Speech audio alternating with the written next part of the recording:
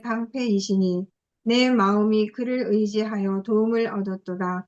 그러므로 내 마음이 크게 기뻐하며 내 노래로 그를 찬송하리로다. 아멘. 이 시간 김진순 선교사님께서 우리를 대표해서 기도해 주시겠습니다. 거룩하신 하나님 아버지 은혜를 감사합니다. 흑암의 세력에서 우리를 건져내사 하나님의 아들 예수 그리스도의 사랑의 나라로 영원히 옮겨주심을 감사합니다. 자녀 삼아주셔서 늘 동행하여 주시고 보호해 주시며 모든 필요를 채워주심을 감사합니다. 하나님의 은혜로 저희를 선교사로 사역자로 뽑아주셔서 하나님 나라 확장에 쓰임받게 하시니 감사합니다. 이 세상에 살면서 질병으로 사역 건강, 자녀, 경제 등 여러 문제로 시달리는 우리를 불쌍히 여기소서. 특별히 선교사님들이 섬기시는 나라를 말씀으로 변혁시킬 많은 일꾼들을, 젊은 일꾼들을, 그리고 도울 분들을 선교사님들에게 보내주시옵소서. 아버지 하나님, 대한민국을 불쌍히 여기시옵소서. 자유민주주의 시장경제가 계속되기를 소원합니다. 한국교회를 불쌍히 여기셔서 첫사랑을 회복시켜 주시옵소서. 주님도 뜨겁게 사랑하고 이웃을 내 몸처럼 사랑하는 은혜를 회복시켜 주시옵소서. 우리의 자녀들을 구원하여 주시옵소서. 자녀들이 하나님을 우리보다 더 뜨겁게 사랑하며 순종하며 하나님의 영광 보기를 소원합니다. 오늘 전교하신 박명수 선교사님을 강단에 세워주심을 감사합니다. 성령의 기름 부으셔서 준비하신 하나님의 말씀을 온전히 선포하시도록 능력을 덧입혀 주시옵소서. 듣는 저희들은 마음의 옥토가 되어 100배, 60배, 30배 열매 맺어 하나님께 영광 돌리게 하시옵소서. 매일 정한 시간에 예배장을 열어주셔서 전 세계 선교사님들에게 예배를 통해서 믿음으로 성장하게 하시니 감사합니다. 또한 말씀을 통하여서 매일 더 새롭게, 더 힘있게 사역에 임하게 하심을 감사합니다. 수고하시는 임원진들과 섬기미들을 축복하여 주시옵소서. 저들의 기도를 먼저 응답하여 주시옵소서. 이 모든 기도를 우리를 사랑하시되 십자가에서 죽기까지 사랑하신 예수 그리스도의 이름으로 감사기도 드립니다. 아멘. 네. 네, 우리 김준수 선교사님의 은혜로운 기도 감사드립니다. 오늘 우리에게 주시는 하나님의 말씀은 빌립보서 1장 12절에서 21절 말씀입니다. 제가 봉독해 올리겠습니다. 형제들아, 내가 당한 일이 도리어 복음 전파에 진전이 된 줄을 너희가 알기를 원하노라. 이러므로 나의 매임이 그리스도 안에서 모든 시위대 안과 그 밖의 모든 사람에게 나타났으니 형제 중 다수가 나의 매임으로 말미암아 주 안에서 신뢰함으로 겁없이 하나님의 말씀을 더욱 담대히 전하게 되었느니라. 어떤 이들은 투기와 분쟁으로, 어떤 이들은 착한 뜻으로 그리스도를 전파하나니 이들은 내가 복음을 변증하기 위하여 세우심을 받은 줄 알고 사랑으로 하나 그들은 나의 매임에 괴로움을 더하게 할 줄로 생각하여 순수하지 못하게 다툼으로 그리스도를 전파하느니라. 그러면 무엇이냐? 거칠애로 하나, 참으로 하나, 무슨 방도로 하든지 전파되는 것은 그리스도니 이로써 나는 기뻐하고 또한 기뻐하리라. 이것이 너희의 강구와 예수 그리스도의 성령의 도우심으로 나를 구원에 이르게 할 줄 아는 거로 나는 나의 간절한 기대와 소망을 따라 아무 일에든지 부끄러워하지 아니하고 지금도 전과 같이 온전히 담대하여 살든지 죽든지 내 몸에서 그리스도가 존귀하게 되게 하려 하나니 이는 내게 사는 것이 그리스도니 죽는 것도 유익함이라. 아멘. 이 시간은 연세중앙교회 헐몬 찬양대의 특성으로 하나님께 찬양을 드리겠습니다. 제목은 주의 길을 가리라입니다.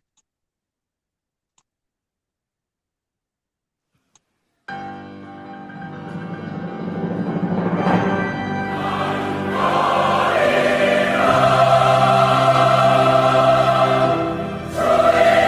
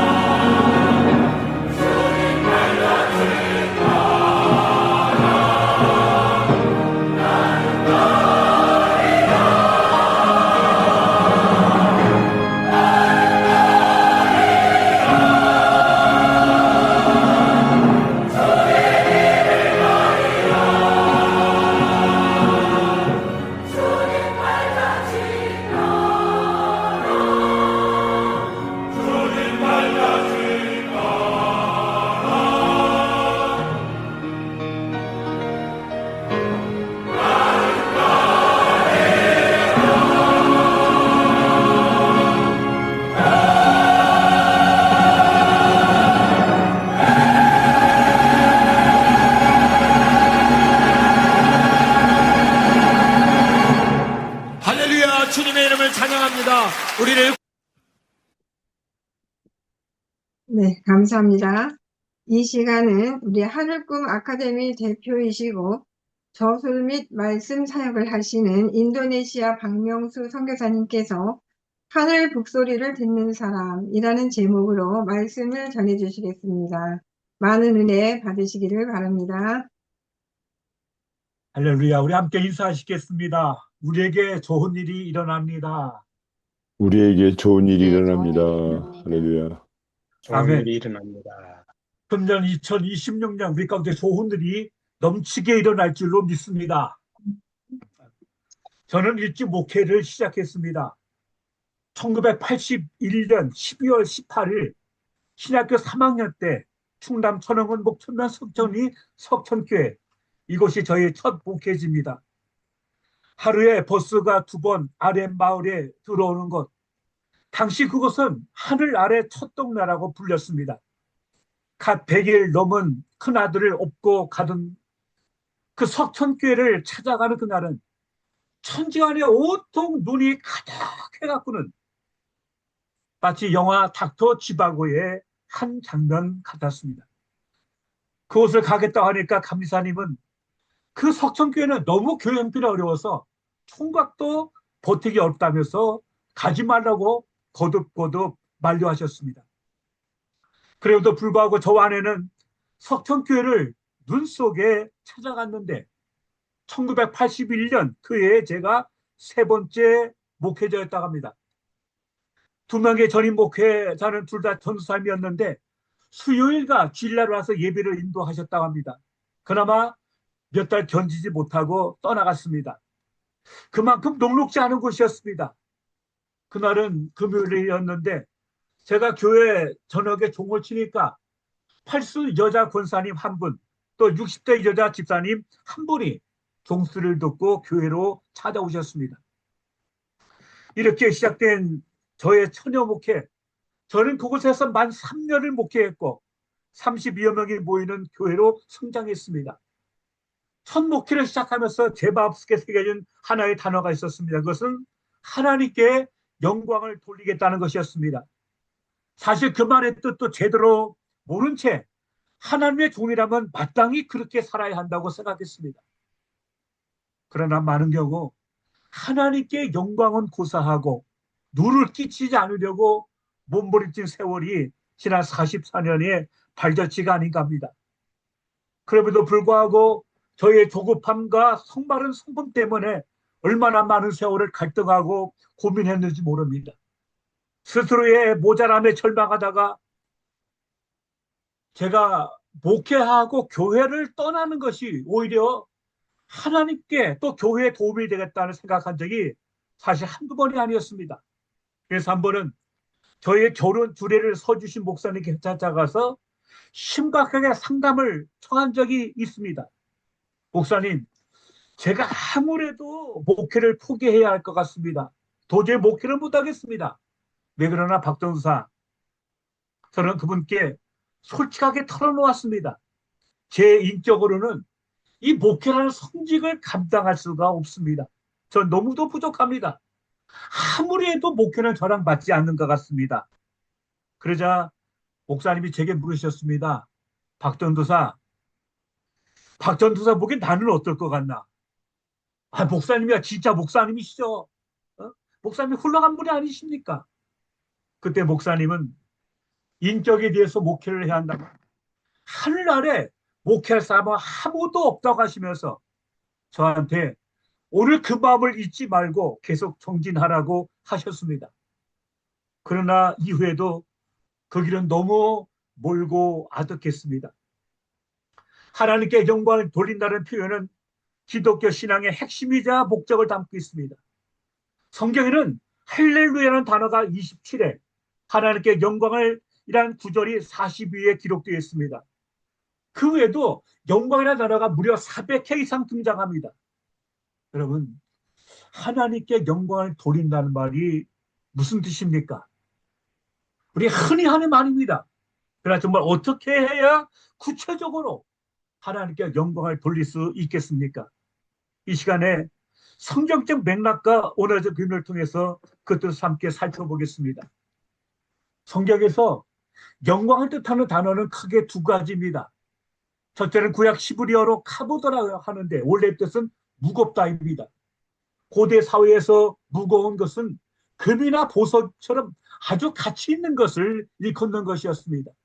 따라서 하나님께 영광을 돌린다는 것은 하나님을 내 인생에서 가장 무거운 분, 가장 존귀하고 가장 존귀하고 중요한 분으로 대접해 드리는 것을 말하고 있습니다.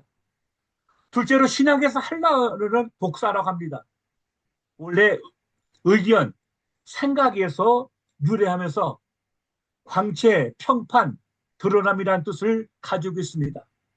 하나님의 성품인 하나님의 사랑과 거룩과 공의와 그런 것이 우리를 통해서 드러나는 것을 말합니다. 이러한 성경적 관점에서 본다면 하나님께 영광을 돌린다는 말은 첫째로 하나님의 가치를 인정하고 선포하는 것을 의미합니다. 영광을 돌린다는 것은 하나님께 없는 것을 우리가 만들어서 보태드리는 것이 아니라 이미 충만한 그분의 가치를 그대로 인정하고 높여드리는 것을 말하는 것입니다. 요한계시록 4장 11절에 이렇게 말하고 있습니다. 우리 주 하나님이여 영광과 존귀와 권능을 받으시는 것이 합당하오니 주께서 만물을 지으신지라. 여기서 합당하다는 말은 가치가 있다, 충분하다는 뜻입니다. 우리 하나님은 영광과 존귀와 권능을 받으시기에 넉넉한 분입니다. 충분합니다. 왜? 그분께서 천지 만물을 지으셨기 때문입니다. 둘째는 삶을 통한 증명으로 반사체로서의 삶을 살아가는 것입니다. 하나님은 빛이시고 인간은 그 빛을 받아 반사하는 거울과 같습니다. 우리가 하나님의 뜻대로 살 때 세상 사람들이 우리를 보고 정말 하나님은 살아계시다고 하는 말을 하게 됩니다. 이것이 영광을 돌리는 실천적인 모습입니다. 주님은 마태복음 5장 16절에서 이렇게 말씀하셨습니다.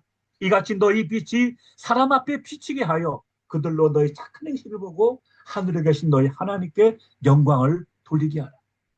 셋째는 우리 모든 삶의 목적을 하나님께 두는 것을 말합니다. 바울은 고린도전서 10장 31절에서 그런즉 너희가 먹든지 마시든지 무엇을 하든지 다 하나님의 영광을 위해서 하라고 말씀하고 있습니다. 어떤 거창한 종교적 행위뿐만 아니고 일상의 아주 작은 것, 다시 말하면 먹고 마시는 것조차도 하나님을 의식하면서 행할 때 그것이 하나님께 영광이 된다는 것입니다. 요약하자면 하나님께 영광을 돌린다는 말은 다음과 같은 고백입니다. 하나님을 내 삶의 가장 우선순위, 가장 무거운 분, 가장 존귀한 분으로 제가 인정해 드리겠습니다. 나의 말과 행동을 통해서 하나님의 선하신 성품이 세상에 드러나게 하겠습니다. 내가 이런 모든 결과의 원천이 하나님의 은혜임을 제가 기꺼이 인정하겠습니다. 라는 뜻입니다. 그럼 여러분, 오늘 여러분이 참으로 하나님께 영광을 돌리고 있는지를 어떻게 확인할 수 있습니까? 다음 세 가지가 필요합니다. 첫째, 지금 이 결정에서 나의 이익보다 하나님의 뜻을 더 무겁게 여기고 있는가? 나의 말과 행동이 하나님의 성품인 친절함과 정직과 사랑과 거룩을 조금이라도 비추어내고 있는가? 사람들이 나를 칭찬할 때 속으로 이 모든 것은 하나님이 하셨다고 진심으로 고백할 수 있는가? 이런 관점에서 보면 영광을 돌린다는 것은 어떤 특별한 날에만 있는 이벤트가 아니라 삶의 방식 그 자체라고 할 수 있습니다. 저는 오늘 이 시간 여러분께 온 몸과 마음을 다해서 그야말로 영혼을 갈아서 하나님의 영광을 위해 살아간 한 사람을 소개하겠습니다. 이분의 생애를 다룬 책이 지난 2017년 복 있는 삶 출판사에서 번역되어 출판되었는데 그 제목도 영광을 위하여입니다. 그 주인공은 바로 에릭 리델. 여러분 혹시 불의 전차라는 영화 보셨습니까? 에릭 리더는 바로 영화 불의 전차의 주인공입니다. 영화 불의 전차는 1981년에 나온 영화로 실화를 바탕으로 한 영화입니다. 이 영화는 스포츠 영화의 고전으로자 단순한 달리기를 넘어서 신념과 자아 실현에 대한 깊은 성찰을 담은 작품입니다. 영화는 주인공인 에릭 리더가 헤럴드 에이브람스의 삶을 가슴 묵직하게 묘사하고 있습니다. 영화의 핵심 줄거리는 1924년 파리 올림픽을 배경으로 서로 다른 이유로 달리고 있는 두 영국인 육상 선수의 이야기를 다룹니다. 헤럴드 에이브람스는 유대인입니다. 그런 유대인으로서 겪는 온갖 차별을 극복하고 자신의 능력을 증명하기 위해서 그런 달리고 또 달립니다. 그는 승리에 대한 집착으로 똘똘 뭉친 사람이었습니다. 반면에 에릭 리더는 스코틀랜드 출신의 선교사로 달리기를 통해서 하나님의 영광을 드러내고자 합니다. 에릭 리더는 자신의 주 종목인 100m 경기가 주일에 열린다는 사실을 알고 신념을 지키기 위해서 출전을 포기합니다. 주일은 거룩한 날입니다. 주일은 하나님의 영광을 체험하는 날입니다. 저는 주일에 뛰지 않습니다. 주일은 하나님의 것입니다. 저는 그것에 따르려는 것뿐입니다. 에릭은 그날 금메달을 포기하고 파리에 있는 스코틀랜드 장로교에서 예배드리면서 그런 간증을 했습니다. 에릭은 당시에 가장 강력한 유력한 금메달 후보였기에 뛰기를 거부한 그에게 온갖 비난이 쏟아졌습니다. 조국을 배신한 배신자다. 편협한 종교이다. 꽉 막힌 위선자다. 온갖 비난이 따랐지만 그는 흔들림 없이 하나님의 영광을 위해서 세상의 금메달을 포기했습니다. 그런 우여곡절 끝에 닷새 후에 열린 400m 경기에 출전하게 됩니다. 영화의 절정은 에릭이 자신의 주 종목이 아닌 400m의 도전에 금메달을 따는 장면을 보여주고 있습니다. 그런데 400m 경기는 에릭의 주 종목이 아니었으므로 사람들은 메달을 기대하지 않았습니다. 마침내 운명의 400m 결승전 날이 되었습니다. 결승전에서 그가 뛰기 전에 누군가가 에릭에게 작은 쪽지 하나를 건네줍니다. 그 쪽지에는 나를 존중히 여기는 자를 내가 존중히 여기려라는 사무엘상 2장 30절 말씀이 기록되어 있었습니다. 영국 선수단의 안마사가 그에게 준 쪽지였습니다. 하나님의 예배를 위해서 영광을 위해서 100m 경기를 포기했던 에릭의 결단에 대해서 존중이라는 단어를 사용한 것입니다. 하나님의 영광에 집중하는 자에게 하나님의 영광을 부어주시겠다는 약속이었습니다.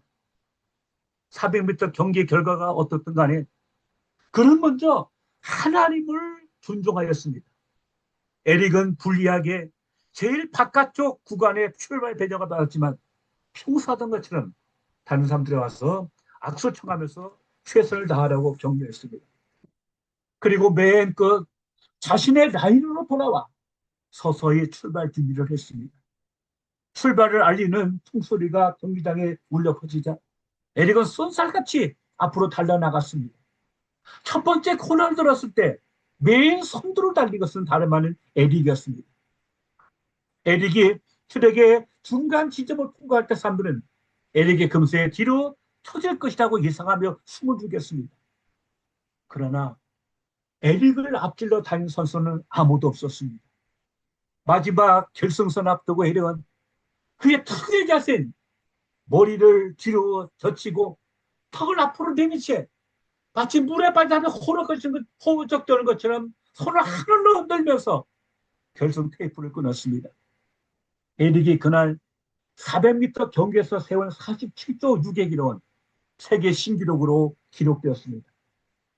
불리한 조건에서 극적인 승리를 연출한 에릭의 경주를 기자들은 올림픽 경기 역사상 가장 위대한 승리라고 표현하였습니다. 에릭은 올림픽 우승으로 세계적인 명성을 얻게 되었으며 영국과 스코틀랜드를 뒤집어 놓았습니다. 한때 에릭은 조국을 버린 배신자였지만 이제는 조국의 명예를 두높인 스코틀랜드와 영국의 영웅이 되었습니다. 한 스코틀랜드 신문 기자가 에릭에게 물었습니다.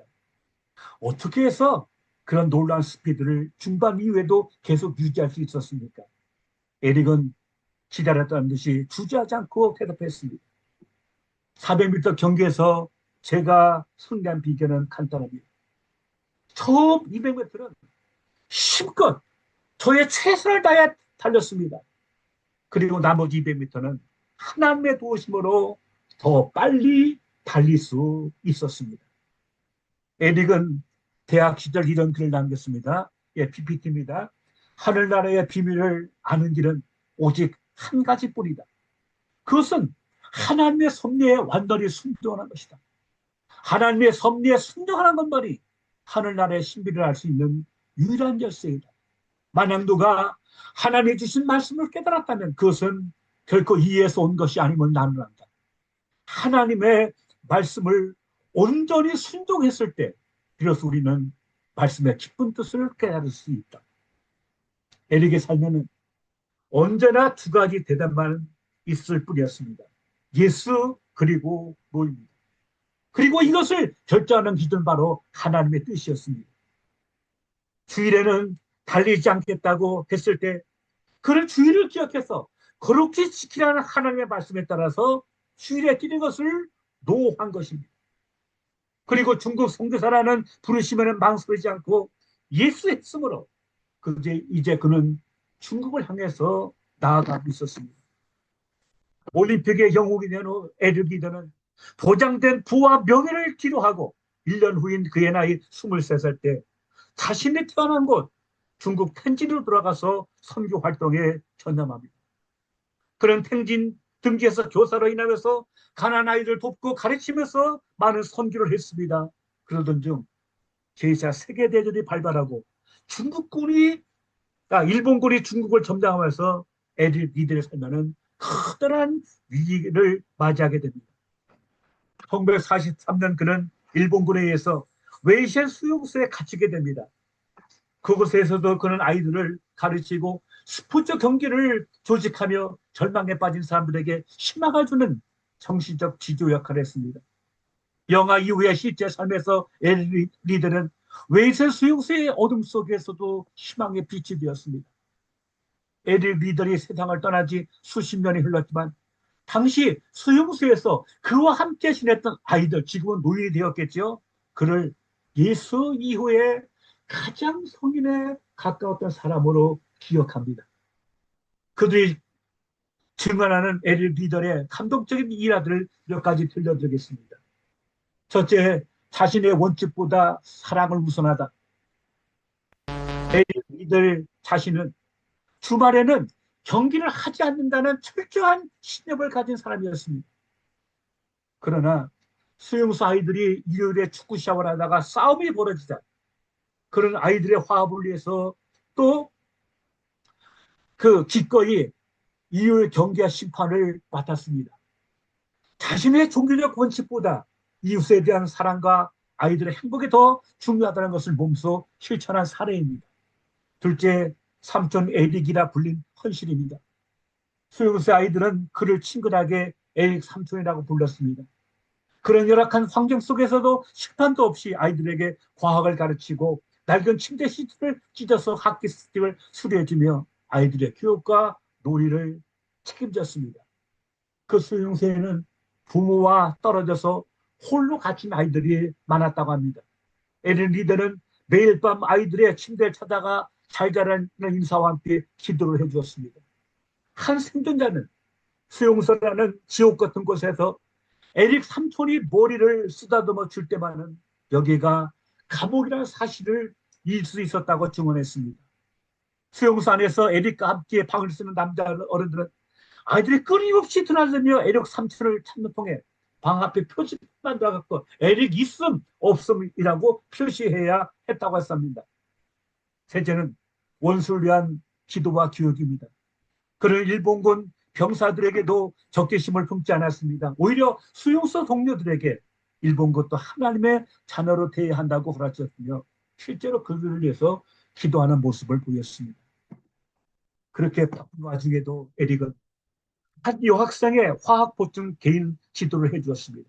학생이 때로 실증을 내면 재미있는 이야기로 기분 전환을 시켜주기도 했고, 크리스마스 때는 직접 그림 카드를 선물해 주기도 했습니다. 화학 수업을 하며 에릭이 학생에게 설명한 천국에 대한 강의는 학생이 평생 잊을 수 없었습니다. 천국은 하나님이 다스린 나라인데 내 마음속을 하나님이 다스리시면 곧 내 마음이 천국이 된다.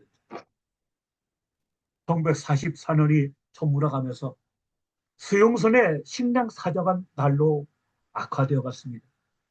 많은 사람들이 영양실조에 걸리거나 부족한 끼니에서 기력을 상실하고 있습니다. 그의 크리스마스가 지나면서 조금 더 쉬지 않고 일하던 에릭의 몸도 점점 쇠약해지기 시작했습니다. 병원에서는 과로와 영양실조, 독감이 겹쳤다는 진단을 내렸습니다.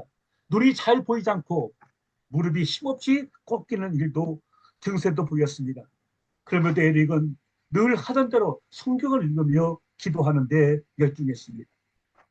점점 기운이 잃어가던 에릭은 1945년 1월 중순에 급기야 심한 독감과 후두염에 걸리고 말았습니다. 무엇보다 고통스러웠던 것은 뇌의 염증에 의한 심한 두통이었습니다. 이제 좋은 음식도 에릭에게는 아무 소용이 없었습니다. 1945년 2월 21일 에릭은 아픈 부분을 이끌고 아내 플로렌스에게 편지를 썼습니다.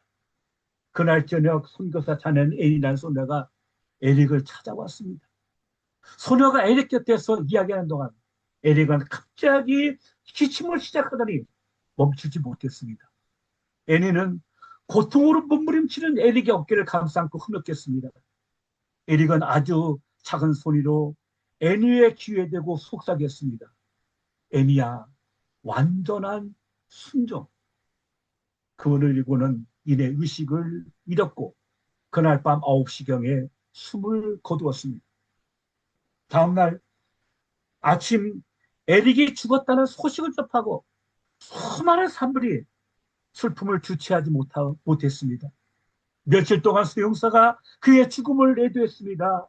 에릭이 남긴 마지막 말, 완전한 순종. 에릭의 삶은 오직 하나님의 말씀과 섭리에 완전히 순종했던 삶 그 자체였습니다. 에릭의 삶은 책과 영화로 제작되어 많은 사람들에게 믿음의 유산으로 남겨졌습니다. 그러나 무엇보다도 에릭은 하나님 나라의 경주자로서 그런 올림픽 신기록을 세운 금메달리스트였지만 그보다 하나님 나라의 경주자로서 혼신을 힘을 다해 달려서 마침내 천국에서 별로 썩지 않을 영광의 면류관을 쓴 신앙의 금메달리스트였습니다. 사후에 밝혀진 놀라운 사실이 있습니다. 이 사실은 나중에 알려졌는데 당시 영국과 일본 사이에 포로 교환 협상이 있었습니다. 윈스턴 처칠이 에릭 리델의 이름을 교환명단 최상단에 올렸고 그는 자유의 몸이 될 기회가 있었습니다. 하지만 에릭은 자기 대신 임신한 여성 수용자를 명단에 넣어달라고 부탁하면서 자신의 석방권을 양보했다고 합니다. 그는 결국 수용소에 남았고 얼마 지나지 않아 뇌 종양으로 눈을 감았습니다. 아이들은 그가 떠난 뒤에야 그가 자신들을 지키기 위해서 자유를 포기했다는 사실을 알고 오열했습니다. 영화 불의 전차 엔딩 크레딧 직전에 두 주인공의 수일담을 전하는 자막은 다음과 같은 내용을 담고 있습니다. 헤럴드 에이브럼스는 10일과 결혼하여 영국 육상계에 올로가 되었습니다. 에릭 리더는 중국으로 돌아가 선교 활동에 전담했습니다. 1945년 일본 치하의 중국에서 그가 사망했을 때 스코틀랜드 전체가 그를 애도했다는 문구와 함께 영화가 마무리됩니다. 영화 불의 전차가 주는 감동의 뿌리는 단순히 금메달에 있지 않습니다. 마지막 자막이 그토록 무겁게 묵직하게 다가오는 이유는 가장 빠른 빠를 가졌던 사람이 가장 낮은 곳에서 가장 느린 이들과 함께 가다가 생을 마감했기 때문일 것입니다. 하나님의 달리기 선수 에릭 리델, 그는 하나님의 시선을 느끼며 살았고 하나님과 함께 달렸고 하나님을 존중하며 살았던 예배자 에릭 리들입니다. 오늘 본문은 사도 바울의 감옥에서 쓴 서신입니다. 여러 설이 있지만은 60에서 62년경 로마의 감옥, 가택연금 상태에서 썼다고 하는 게 정설입니다. 당시 바울은 비록 구금된 상태였으나 셋집에 머물면서 비교적 자유롭게 사람들 만나 복음을 전할 수 있었습니다. 그럼에도 바울의 감옥 생활은 마치 호랑이가 우리에 갇힌 것과 같은 상황이었습니다. 이제 바울은 끝났다. 구금과 함께 그의 시대도 끝났다는 말들이 분분했고 무엇보다 바울 자신이 갑갑했을 것입니다. 그 와중에 쓴 것이 바로 이 빌립보 서신입니다. 오늘 본문에는 세 가지 환경적 지약과 세 개의 위대한 역설이 기록되어 있습니다. 첫째는 감옥이라는 환경의 지약입니다. 모든 이들은 바울의 투옥과 함께 그의 시대도 그의 전파도 복음 전파도 끝났다고 생각했습니다. 그런데 여기 놀라운 반전이 드러납니다. 바울은 12절에서 이렇게 말합니다. 내게 일어난 일들이 오히려 복음 전파에 도움이 되었다고 고백합니다. 바울이 사슬에 매인 것이 그의 죄 때문이 아니고 바로 예수 그리스도라는 사람이 때문에 그렇다는 사실이 그 시대는 당시 세계 최강의 로마 군단의 엘리트 군인들이었거든요. 황제 경호원들이니까요. 그러니까 그들과 항상 같이 있던 그 시대 군인들을 통해 군인들에게 바울이 복음을 전했고 단 자신을 변호하는 법정에서 판사 변호하던 그 법조인들에게 평상시는 가까이 할 수 없는 로마의 엘리트 그룹들에게 복음을 담대하게 바울은 복음을 전할 수 있었습니다. 그래서 또 하나는 바울이 옥에 갇히니까 다른 사람을 자극받아서 우리가 바울 대신 복음을 전하자는 열풍이 일어나서 더 열심히 복음을 전하는 그러한 일이 일어나게 됐던 것입니다. 참으로 위대한 반전이었습니다. 그래서 내게 일어난 일들이 오히려 복음 전파에 도움이 되었다고 그런 자신 있게 말할 수 있었습니다. 둘째는 인간관계에서 오는 어려움입니다. 14절부터 18절을 보면 복음을 전하는 주변 사람들의 동기에 문장이 있었습니다. 어들은 좋은 마음으로 바울을 대신해서 복음을 전하고자 했었지만 다른 이들은 이번 기회에 바울에게 빼앗겼던 주도권을 다시 찾자는 마음을 가지고 시기와 질투를 가지고 오히려 바울을 괴롭게 하려는 잘못된 동기에서 원래 이 원어적인 뜻은 으스러뜨리다입니다. 바울에게 고통을 주려고 복음을 전하는 일도 생겼습니다. 그들은 복음 전파하는 고귀한 행위를 자신의 커리어를 쌓거나 정치적 입지를 굳히는 도구로 전락시켰습니다. 여러분 안타깝지만 솔직히 이런 모습 우리 교계에서 전혀 낯선 풍경이 아니지 않습니까? 여기에 바울이 뭐라고 대응합니까? 18절입니다. 그러나 참으로 무슨 상관이 있습니까? 가식으로 하나 진실로 하나 그리스도께서 선포되는 것이니 이것은 내가 기뻐하고 또 기뻐할 것입니다. 누가 박수를 받느냐? 그것은 더 이상 바울의 관심사가 아니었습니다. 세 번째 역설은 존재 역설로 죽느냐 사느냐의 상황을 말합니다. 19절로 21절입니다. 바울에게는 세계의 궁극적 장벽인 죽음마저도 문제가 되지 않았습니다. 오히려 그는 내가 죽는 것도 유익하다고 하는 말을 하고 있습니다. 그러한 반전은 나의 간절한 기대와 소망을 따라 아무 일이든지 부끄러워하지 아니하고 지금도 전과 같이 온전히 담대하여 살든지 죽든지 내 몸에서 그리스도가 존귀하게 되려 하리라는 믿음이 있어서 가는 것입니다. 문제는 누구를 바라보느냐에 있습니다. 우리를 둘러싼 여러 상황과 조건들이 있습니다. 복잡하게 꾸은 인간관계, 엄습하는 죽음의 위협까지 우리는 이런 삶의 조건들 앞에서 자유롭지 못합니다. 많은 경우 이런 것들은 우리의 선택과 상관없이 파도처럼 들이닥칩니다. 문제는 이처럼 사방으로 우겨쌈을 당하면서도 쌓이지 아니하고 바울처럼 기뻐할 수 있느냐는 것입니다. 어떻게 바울은 그러한 삶을 살 수 있었을까요? 오늘 본문에는 세 가지 역설이 기록되어 있습니다. 첫째는 매임의 역설입니다.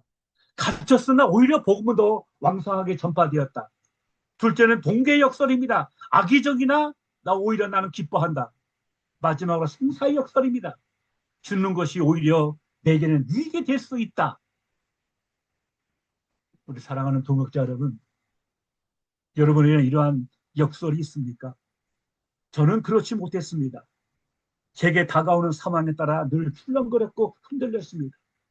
누가 알아주면 쓱했고 몰라준 마음이 상했습니다. 때로 얼굴이 벌겋게 변하기도 했습니다. 저의 젊은 날 제 삶을 견인해온 두 권의 책이 있습니다. 한 권은 최자신 목사가 쓴 나는 할렐루야 아줌마였다고, 다른 한 권은 A.J. 크루니 쓴 천국의 열쇠입니다. 나는 할렐루야 아줌마에는 잊지 못할 장면이 나옵니다. 대교동에서 천막을 치고 개척교회를 시작한 조윤기 전도사의 일화입니다. 하루는 그가 영락교를 찾아갔습니다. 자루다가 그 교회의 가로 세로를 재고 있었던 겁니다. 그러니까 사찰 집사가 와서 물었답니다. 여보, 당신 뭐 하셔? 그때 조윤기 전도사가 아주 당차게 대답합니다. 당시 영락교회는 세계에서 가장 큰 교회였습니다. 저는 나중에 이 영락교회보다 더 큰, 세상에서 가장 큰 교회를 지어서 하나님께 영광을 돌리겠습니다. 라는 말을 당차게 피력했습니다. 그리고 결과 여의도 순복음교회는 성도 70만을 가진 세계에서 가장 큰 교회가 되었습니다. 저는 젊은 날 교회 야망이 좋았습니다. 설교도 좋았고요. 그래서 그 책 전체를 다 섭렵을 했습니다. 매 주일 저녁 때 CBS에서 순복음의 그 설교, 조 목사님의 설교를 녹음해서 수백 개 테이프를 녹음하고 듣고, 그래서 아마 저는 감리교 목사지만 제 목회와 설교의 베이스에는 조 목사의 맥박이 흐르고 있습니다.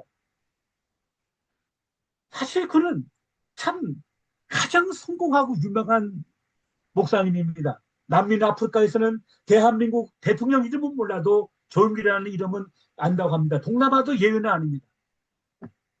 그러나 한편 그런 생각이 듭니다. 과연 그게 전부일까?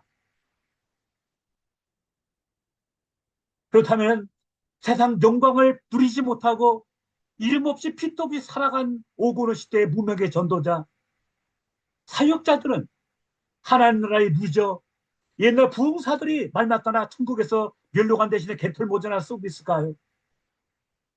어떤 그러한 회의가, 그러한 열망이 밑바닥에서 스멀스멀 기어오르는 것을 외면할 수 없었습니다.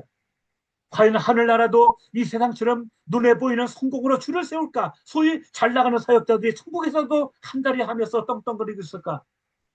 과연 그럴까요? 천국의 열쇠는 참다운 인간애와 종교에 대한 보편적 시각으로 섬김의 삶을 살아간 프랜시스 시솜 신부의 일대기를 기록한 소설입니다. 시솜 신부는 중국 오지에서 선교사로 헌신했는데, 그러나 아무도 알아주지 않은 중국 땅에서 예수님과 같은 삶을 외롭게 살아간 하나님의 사람입니다. 그런 말로도 쓸쓸했습니다. 은퇴를 하고 고국에 들어왔지만 누구 하나 챙겨주는 이 없이 가난한 노년을 살아갑니다. 그러면도 지성은 근심하는 자 같으나 항상 기뻐하고, 가난한 자 같으나 많은 삶을 부유하게 하고, 아무것도 없는 자 같으나 모든 것을 가진 자로 살았습니다. 큰 바위 얼굴 소설의 주인공 어네스트 튼처럼 평생 주님을 바라보며 따라간 그의 주님진 얼굴에는 주 예수 그리스도의 형상이 깊게 새겨져 있었습니다. 저는 목회하다가 침체되거나 힘들 때 종종 이 천국의 열쇠 책을 읽고 또 읽으면서 제 자신을 추스릴 수 있었습니다. 저는 이 두 사람, 조윤기 목사와 무명의 선교사 프린시스 시솜 사이를 칼질자로 오가면서 제 젊은 날, 아니 제 평생을 살아왔습니다. 그렇지, 그러면서도 놓지 않은, 포기하지 않은 꿈이 있었다면 깊은 울림을 주는 설교자가 되어 하나님께 영광을 돌리겠다는 일념 하나였습니다.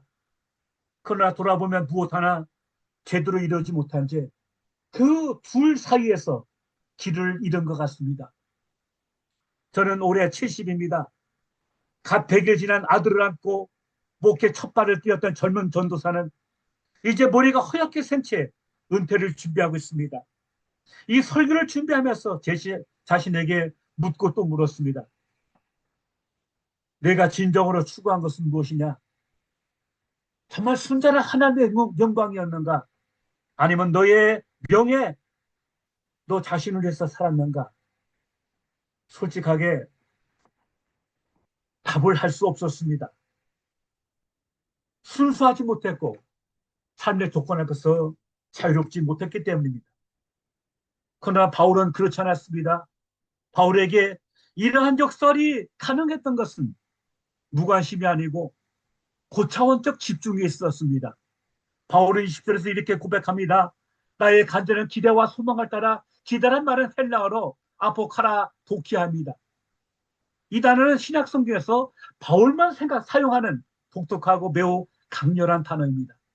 세 단어가 합쳐진 합성어로서 다른 곳으로 눈을 돌리지 않는다는 것입니다.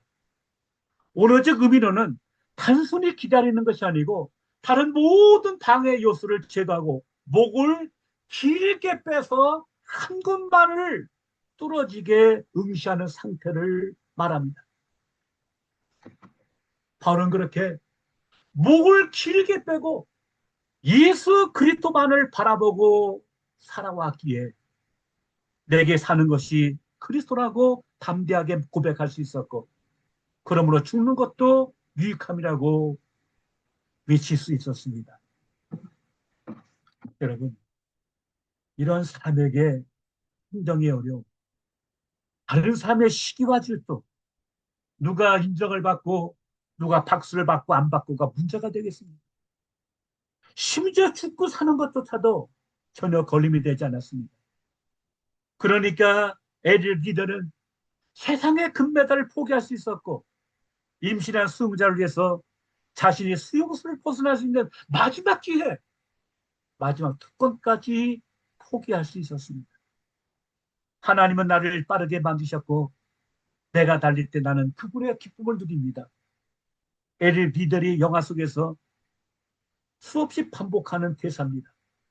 오직 자신을 부르신 주님께 순종함으로 참으로 하나님께 영광을 돌린 사람, 그 길을 순교의 자리에까지 기쁨으로 달려갔던 사람, 어떻게 그런 삶이 가능했을까요? 바울도 에릭도 앞서간 많은 믿음의 선진들도 다른 것, 세상 유혹과 영광에 눈 돌리지 않고 목을 길게 빼고 주님만을 바라보았기에 가능했습니다. 그 결과 하나님 나라의 경주자로서 헌신의 힘을 다해 달릴 수 있었고 마침내 천국에서 하나님 나라의 금메달을 딸 수 있었습니다. 이제 설교를 마무리하겠습니다. 오늘 저와 여러분은 순수하게 하나님의 영광을 위해서 달려가고 있습니다.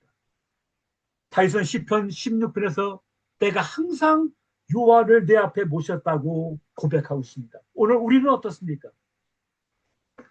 이 시간에 다시 한번 다음 세 가지를 점검해 보십시다.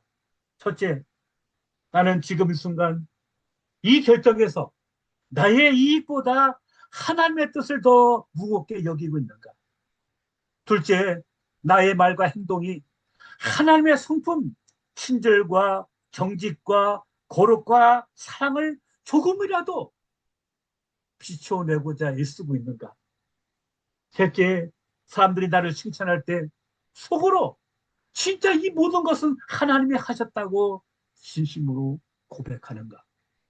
이제 잠깐 불의 영상, 동영상 하나 보도록 하겠습니다.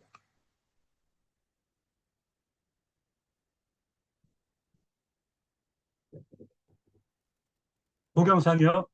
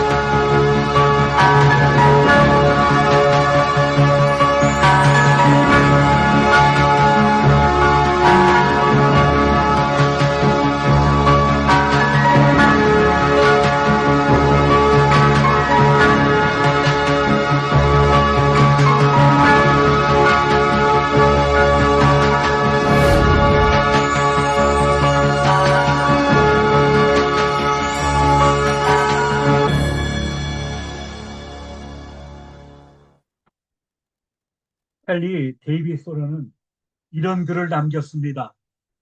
동료들과 보조를 맞추어 걷지 않는 사람이 있다면 그것은 아마도 듣고 있는 북소리가 다르기 때문일 것이다. 박자가 어떻든 아무리 멀리서 들리든 사람은 누구나 자기한테 들리는 음악에 걸음을 맞춰야 한다. 음악과 리듬을 맞추면은 왠지 모자란 부분이 채워진 듯 기분이 좋고 나보다 큰 뭔가에 이어진 듯한 느낌이 듭니다.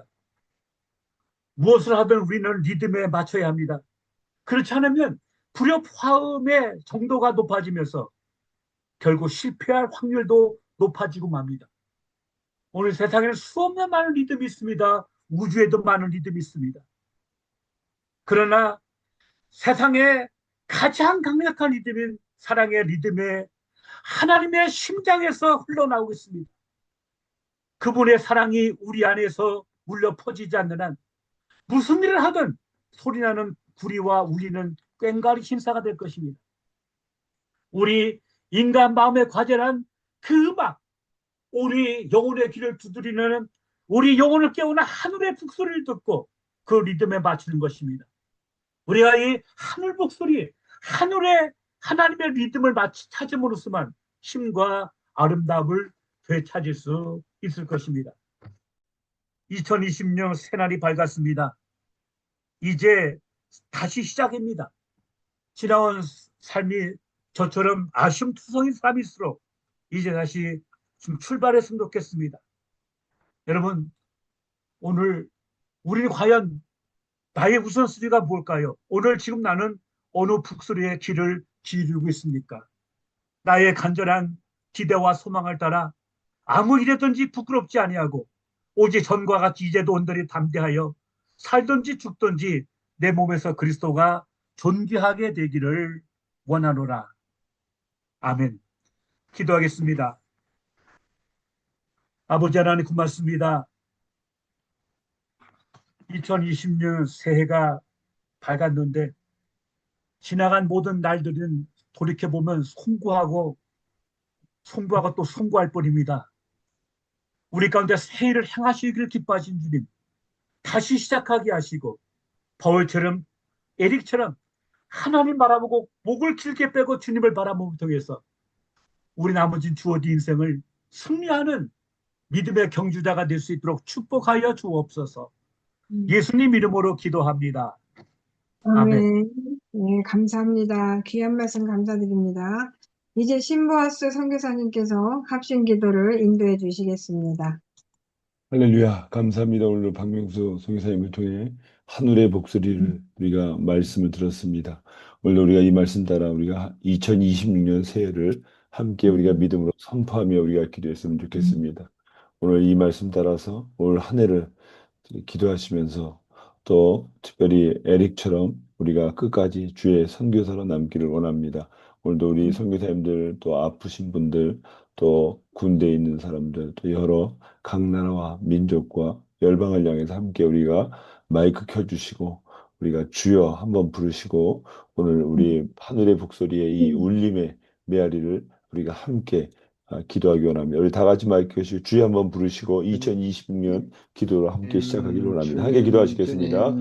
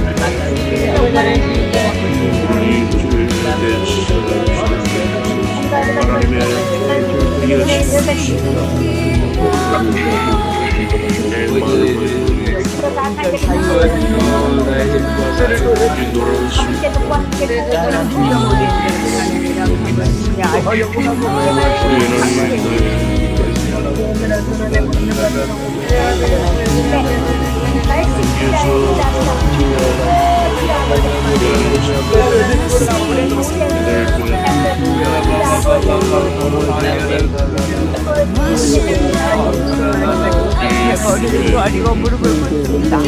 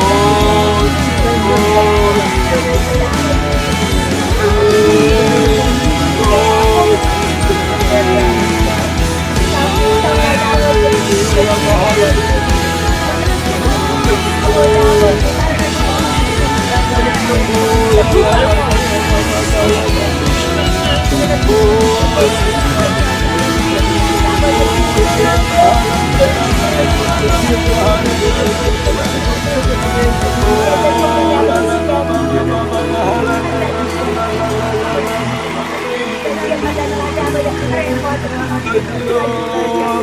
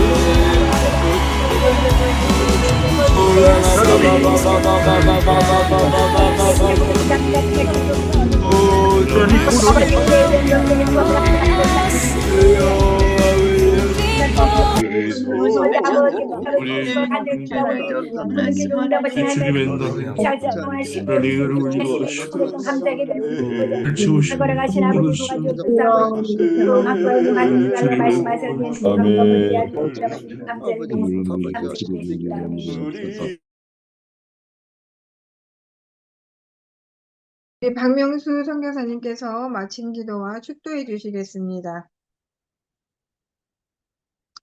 박명수 우리 가운데 선교사님.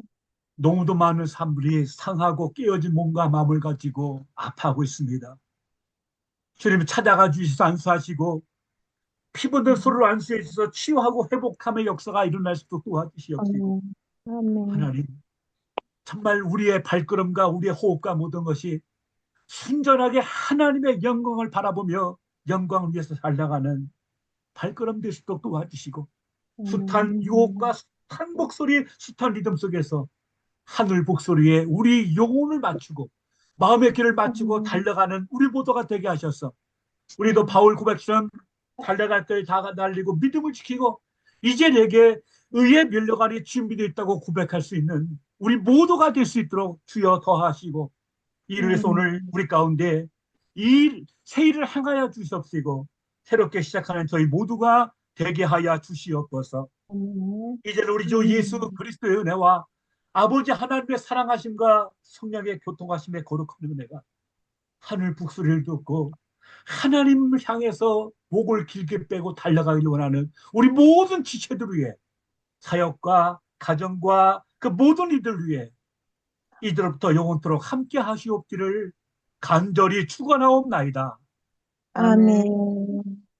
네. 우리 이제 부총무이신 신봉수 선교사님께서 광고해 주시겠습니다. 네, 표 우리 하겠습니다. 성령 안에서 하나 되어 열방으로 네, 감사합니다. 네, 오늘 은혜의 말씀을 전해주신 우리 박명수 선교사님 깊은 감사를 드리고요. 또 순서를 맡아 정확한 시간에 오셔서 또 여러 가지 음량 테스트 해주신 분들에게 감사를 드립니다. 다음 주 월요일에는 특별 새벽 기도회로 우리가 섬기게 되는데요. 일대 회장님, 김종찬 선교사님, 사회 기도는 오연창 선교사님, 화요일에는 상영교 선교사님, 김철희 선교사님 이렇게 해서 순서를 맡아주시고요. 3번에서 7번은 여러분이 참고해 주시면 되겠습니다. 네. 다음 주 특별 새벽 기도회에 우리가 여러분들이 꼭 한 분이 한 명씩 우리가 이렇게 새벽 기도에 알려서 함께 은혜 받는 시간이 됐으면 좋겠습니다. 이용남 선교사님 월요일, 화요일, 수요일은 이재한 선교사님, 목요일은 김용희 선교사님, 금요일은 이기도 목사님, 저녁에는 강갈렙 선교사님께서 맡아 수고해 주시겠습니다. 네, 오늘 저녁에는 홍보대사 되시는 우리 구스님 목사님께서 하이테크 시대 하이터치 사역이라는 제목으로 말씀을 전해 주십니다. 네. 금요일 남아메리카 대륙 선교기도에 언제든지 들어오셔서 자유롭게 기도하시고 나가시면 되겠습니다. 네, 오늘 말씀 너무 감사합니다. 주일은 대륙별 기도회입니다. 이제 강사님에게 우리 다 같이 사랑의 하트를 쏘겠습니다. 감사합니다. 네, 가족이니까 많이 쏴주세요. 네. 오늘 아침에 맞습니다. DLD가 나온 것 같았습니다. 감사합니다. 고맙습니다. 네, 최진기 목사님 나오셨는데 아직 병원에 계신다고 해요. 근데 하늘의 북소리를 들으시고 반드시 이 암에서 이겨내셔서 승리하시고 내일 퇴원하시기를 바랍니다. 최진기 목사님 힘내세요. 아멘. 네, 힘내세요. 할렐루야. 예. 할렐루야. 할렐루야. 제목이 뭐예요? 7차까지 네. 맞으시니까 얼마나 힘이 드셨을까. 너무 어. 힘드셨을 것 같은데 이렇게 아유. 여기 모임을 사랑하셔가지고 이렇게 나와 계시는 모습 보면서 정말 기도가 절로 됩니다. 아닙니다. 저 다 덕분입니다. 내일 네. 퇴원해도 좋다는 허락을 오늘 받았습니다. 할렐루야. 이제 더 이상 주의 하나 안 영광입니다. 하면 영광. 좋겠습니다. 영광 할렐루야. 안 아픈 사람보다 더 건강해 보이시는데 부끄럽습니다 우리가. 아유. 오늘 우리 박명수 목사님 필리핀, 너무 감사합니다. 동아시아, 예. 러일, 동남아시아, 유럽, 중동, 아프리카, 서남아시아, 인도 차이 들어가시면 되겠습니다. 오세아니아. 혹시 대륙별 그 방에 못 들어가시는 분들은 분들에게 부탁하시면 되겠습니다. 우리 유승도 목사님한테 한국- 말씀해 주시거나. 그러면 되겠습니다. 오갈 데 없는 사람은 한국 팀으로 오셔도 됩니다. 박명수 목사님 감사합니다.